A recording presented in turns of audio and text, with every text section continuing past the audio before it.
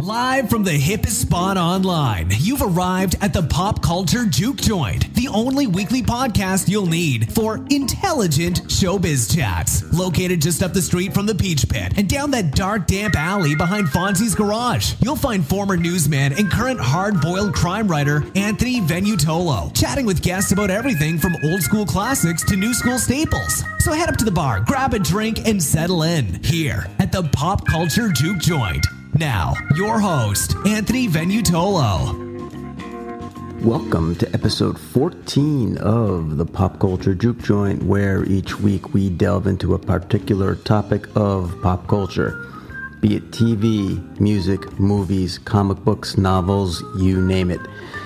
This week is a special week. We're saying goodbye to a really, really incredible TV series, HBO's The Leftovers. Jack Lugo and I just watched the episode. Lots to talk about, and I want to dive right in. So sit back, relax, grab a drink, enter the juke joint.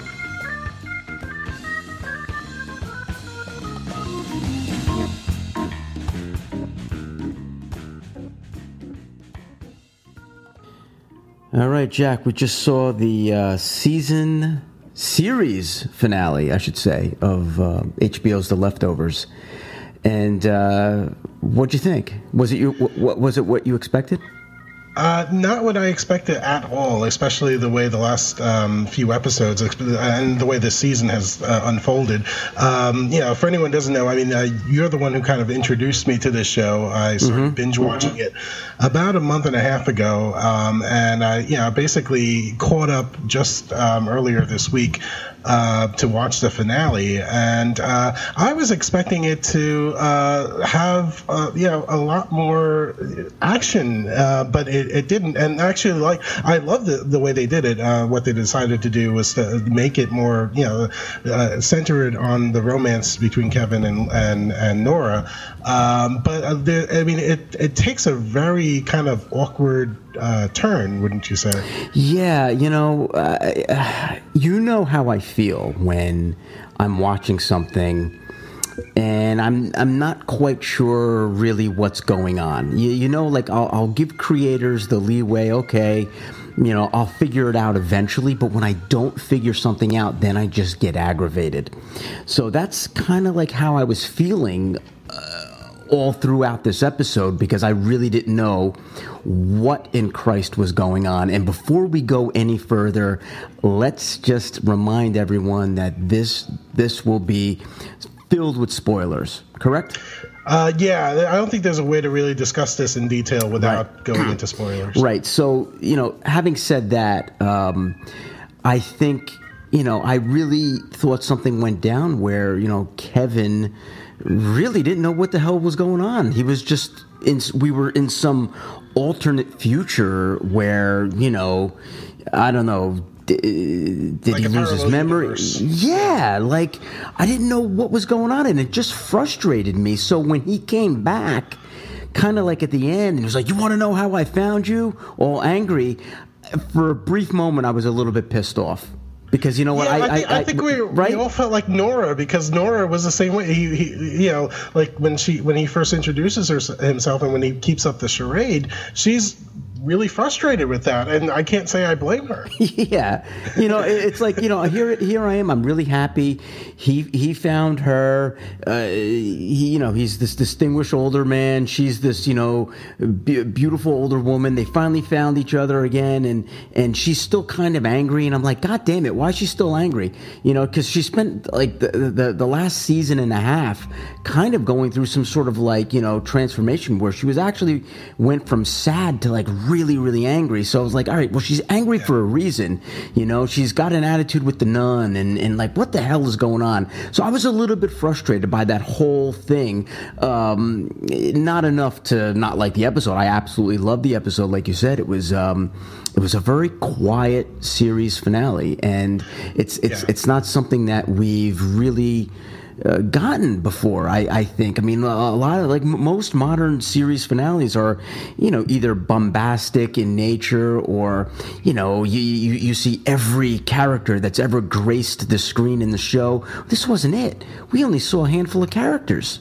Right. Yeah, you with most series finales rather, you see a lot of closure for all the different characters, and then you also see like an epic kind of final confrontation. Right. Whether it's with this kind of show, I mean, there wasn't sort of like an antagonist to confront, but you expected something really epic to happen, and that wasn't the case. Yeah, it's funny. The more we were watching this very bizarre third season, the more I started to think to myself that maybe really we weren't getting any answers about this, this cosmic type of event, because I don't think that really,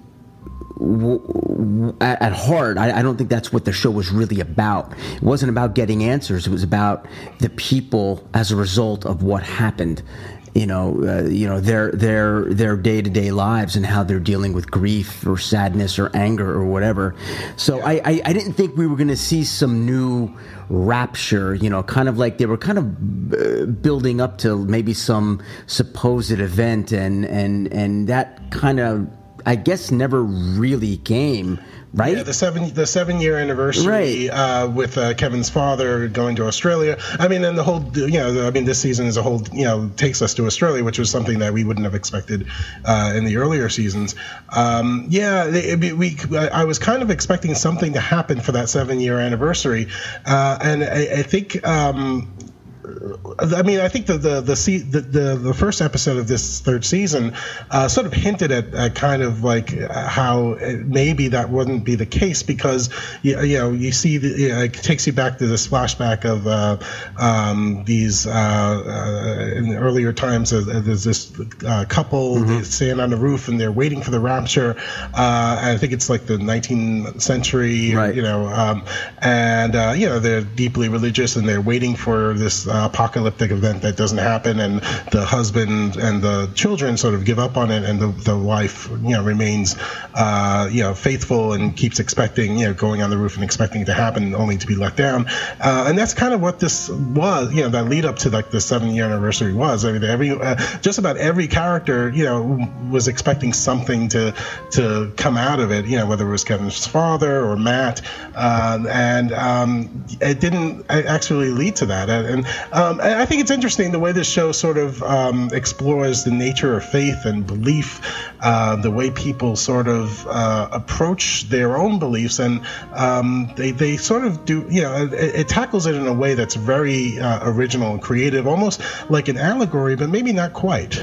Yeah, it's funny, the show isn't just for Catholics. It's not for Catholics. It's not for those of the Jewish faith or whatever. This is just the kind of show that explores the nature of your own spirituality, right? And does something exist beyond what you believe, and it has you questioning certain aspects of that, and that's what I really loved about this show. That's what initially freaked me out about this show, back in the first season. When I watched this, I was like, whoa, like this is unlike anything I've ever seen on TV. Yeah, at first I wasn't sure if it was like an overall negative critique of religion, which it wasn't.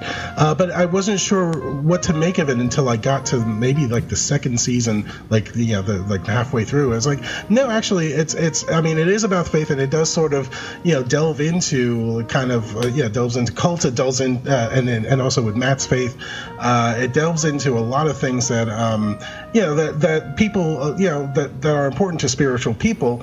But at the same time, I don't think there's a judgment there. It kind of explores why people believe what they believe, no matter what faith they are. And also, like, with the stuff with the guilty remnant, it's sort of like an exploration of nihilism.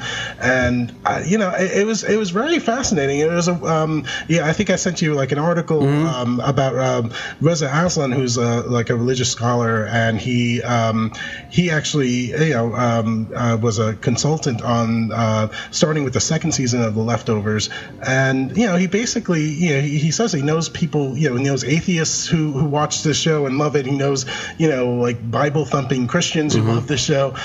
So it's a way that, in a way, the show sort of, created this unique dialogue for people of all different belief systems that you don't quite see. I mean, it's hard to really have a genuine, authentic discussion about faith without stirring up controversy and tension, and this show accomplished that in a very unique, creative way. Yeah, and props to HBO for really sticking with this show. I mean, they could have pulled the plug on the show after the first season, where it was certainly embraced by critics almost practically everywhere, but I don't know beyond my critic friends, anyone who's really watching The Leftovers, except for you and I and a couple of my like I said, people who work in that industry.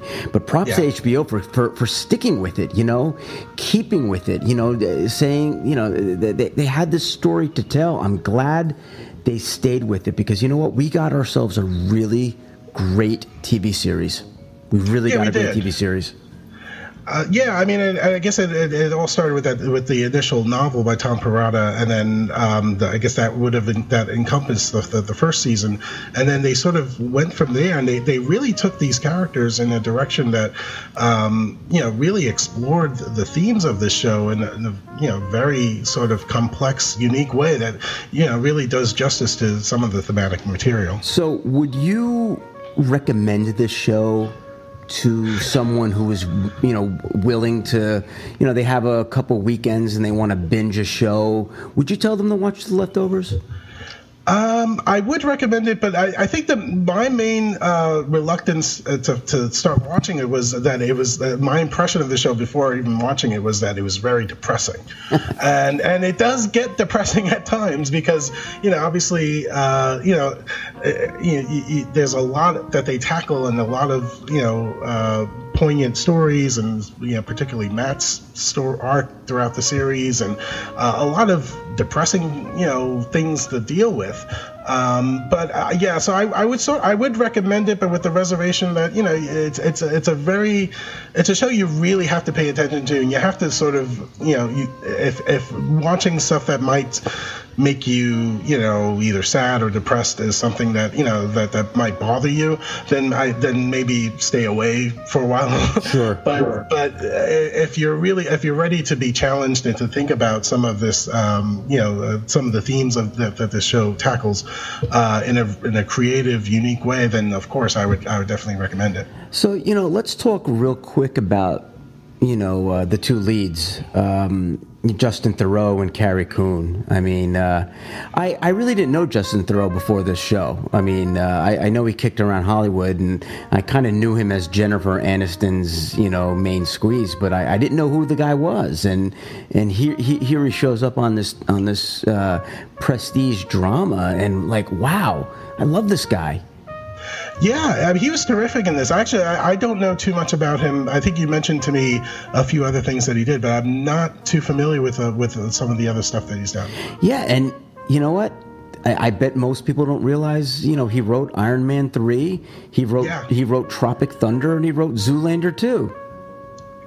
That's pretty incredible, right? I mean, like, what's going on there? So, I'm hoping we're going to see a lot more of this guy. I want to see him on TV. I don't want to see him in movies. Yeah, I'd like to see him as a lead in another show. Yeah, he was amazing in this. And the way that the characters change from season to season. Of course, it's different when you're binging it as opposed to when you're when you follow the show since it started. Sure. But binging it, I saw him, the character evolve in a way that that you don't really expect from a show like this. Not at all. And Carrie Coon, my God, this last episode, she just knocked it out of the park. Yeah, I didn't know much about her before I started watching this, other than I had just started watching the third season of Fargo, which I'm a little behind on because I've been binging this. And she's she's in that, she's the lead on that show, or the police chief on that show, and she's incredible in that. I mean, there was one particular episode of Fargo that I was very impressed with her, and this was about the time I started getting into The Leftovers. And I was like, wow, she is amazing. Yeah, and I'm sure we're going to see a lot more of her in both movies and TV. Let's talk about something real quick that kind of bugged me a little bit. I loved this series finale, but what happened with the whole notion that Kevin was this, messiah of sorts who couldn't die? Like, what happened to that? Okay. Well, this can go really long if you wanted to. Yeah. My understanding of it is, the first time at the towards when they had the first episode in the second season where he's the assassin, where he dies the first time, and he's his mission really is to sort of confront Patty. Who he feels, I think he bears some responsibility for Patty's death, even though Patty killed herself, right? Because he's the one who sort of kidnapped her and brought her to where she was. So I think that's that whole, I think I told you that, there are two episodes that sort of remind me of like those dream sequence Sopranos episodes where, especially the one where after Junior shoots Tony and he's, sort of like in this. He's the salesman. He's the salesman in the Midwest, right? Yeah. I love those. I love those. And I remember when they aired, people were frustrated. Oh, my God. They were going nuts. And it was like, oh, wow, this is actually the best Sopranos episode I've seen so far. What are you talking about? I'm glad you're saying that because I thought I was the only one. So yeah, with The Leftovers, it starts with that International Assassin episode where he finally kills Patty, kind of frees himself from Patty, and then he's in this world of the undead, which I guess that's the only way to describe it. Right. And we don't really know for sure if it's in his head or because when people are close to death, they have visions and similar to other stories that we've heard, but I think in the show I think we're meant to believe that he really is in this other other world, and he kills Patty, and he goes back a second time because John shoots him in that same episode. When he finds out about Evie, when Kevin confronts him about Evie, faking her departure, he returns to that same underworld, and it's sort of like a Hades, I would think. No, but wait a minute though. I mean, he's getting shot, like in the chest, no less. In the chest, and he should have bled out. And he's getting drowned. He's suffocating himself. I honestly, we were led to believe that this guy couldn't die. There was something messianic about him. Yes, and I think, and also the fact that in before the third season they believed it had something to do with the town, but now in the third season they're in Australia and they ask Kevin to do this again, and they purposely drown him, or his father purposely drowns him the second time, and he's the president of the United States in this other world, and alternately he's also the assassin, and he's meant to assassinate himself. So my take on it, and I don't know if I'm right or not, is Patty is his Secretary of Defense. She encourages him to sort of nuke the world as the president, which is kind of a very catastrophic thing to consider. But I think once he did that within that underworld, maybe whatever messianic thing that was in him, maybe that disappeared. Maybe because he can't go back there. And I remember, that episode, actually the episode that aired last week. He said, "I don't want to come back here anymore." Right. So, and that's what drives him to destroy to push the button, essentially. And he's there with Patty watching the missiles rain down on them. So I think as a result of that, he no longer has that immortality, that he was able to survive having essentially been killed quite a few times. All right, I guess we'll go with that. That's my take on it. I could be wrong. I mean, with this show, there's a lot of uncertainty. I don't think there's a concrete explanation for a lot of things on this show.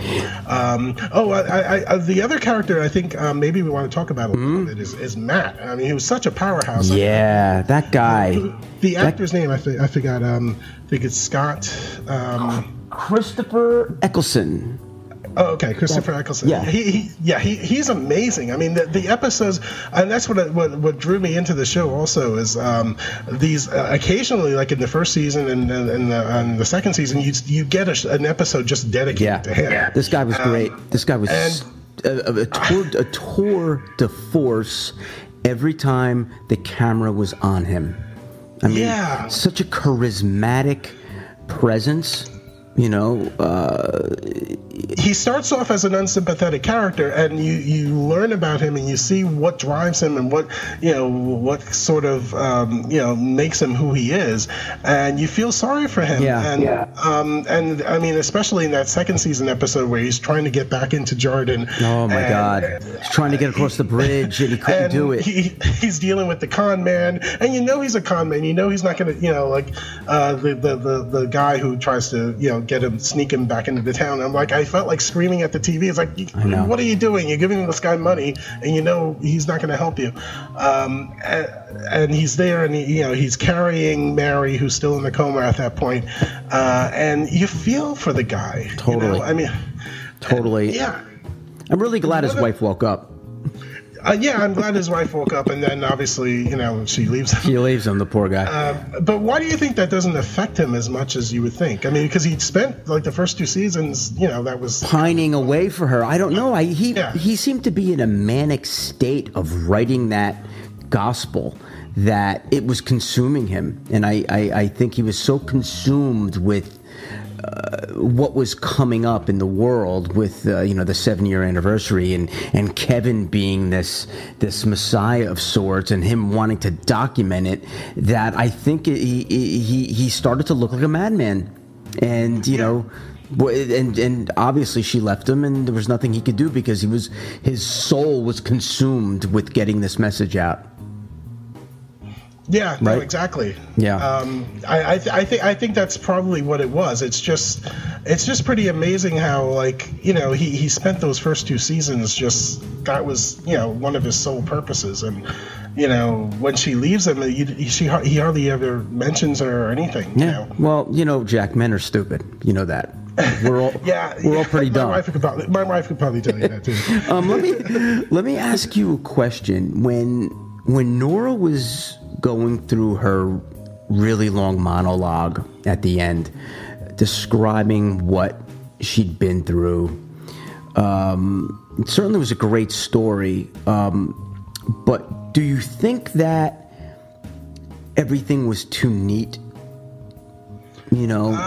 She gets there, she finds the kids, she gets to New York, she finds the kids, she looks at them, then she finds the doctor or the physicist, he builds another time machine or whatever it is, and she goes back. There was a lot of there was a lot of exposition. Right. Well, there was a lot of what ifs that played out in her favor. I mean, what do you think? Yeah. Yeah, that part. Well, that's like the part of the final scenes of the show. Right. She's explaining to Kevin, what her experience was. Part of me wanted to say maybe that didn't really happen. Maybe she really did change her mind before the experiment Right. engaged. That was what I came out of it as. Like I wasn't sure whether or not she was weaving her own kind of tall tale Right. at that point, and Kevin tells her that he believes her. And maybe that's like a way of him saying, you know what, just you had to think whatever you had to think to get past missing your kids. I mean, like, she had to go through that, and if that's the story she has to tell herself, then he's okay with it because he wants to be with her. Exactly. I think that because obviously she sort of did the same thing for him in the past with the whole Patty thing and Sure. sleepwalking and stuff. So I'm not sure if we're. I mean, in the audience, I guess we can sort of draw our own conclusions. But that's one possibility that I'm sort of considering, is that that whole story that she tells is just a big fabrication that she uses as a coping mechanisms, and, Sure. and this show really does explore coping mechanisms. Sure, without a doubt. I mean, yeah. Makes sense. Hey, let's talk real quick about that orchestration that we hear every week, that great music, that the Leftovers theme, the sad music. I mean, that The really, sad music. yeah, like, The sad doesn't it? Like, I don't remember watching a show really of late or ever that had such strong recurring orchestration every week. I mean, I hear that music. I know something poignant's happening. You know what I mean? Yeah, I mean, and because I've been binging it, that music has been kind of spinning around in my head, over the last month and a half, because you hear it constantly. That, and also there's like the soft piano version of the Pixie song, "Where Is My Mind," that sort of plays occasionally with Kevin. Yeah. I mean, occasionally he blasts the real song, but you also hear the quieter version. The way the music in the show is incredible. Yeah, and also the way that they did the theme music during the credits, they changed it from season 1 to but season if 2. you notice, tonight was the second season theme. Season 2's the happy music, the happy one. Well, I wouldn't necessarily. If you listen to the lyrics, it's not really that happy. Not really happy. But you know what? It sounds happy. Okay. It's like a folky. Yes. It's a folk song by Iris DeMent. I believe the artist was, and it's sort of a song about death in a way. So it's not necessarily happy music, but it sounds happy. It sounds goddamn happy, and you know what? It's very deceptive. I don't want to hear it again because it will stay in my brain. Okay. That song was already, because I like I said, when you binge watch something, it sort of sticks in your head, and I actually like that song. I was a little bit bummed that we didn't see Regina King at all this season. We only saw her once. She was in a couple episodes, like right before Nora finds Lily, which is something we haven't talked about. Right. This whole Lily saga happens off screen, where somehow, Christine, the woman that Tommy was with, finds them and claims, her parental rights. Right. And they sort of, the way it resolved was that, Christine gets Lily, and Nora is, and Kevin are left, they have to give the Lily up. That sort of surprised me, because Christine, what we know about her, she was part of that Holy Wayne cult. You would have thought that maybe they would have fought for the parental rights, because she left the Lily essentially in a bathroom stall, and during the first season. I'm going to say something very practical here. Look, they're shooting in Australia.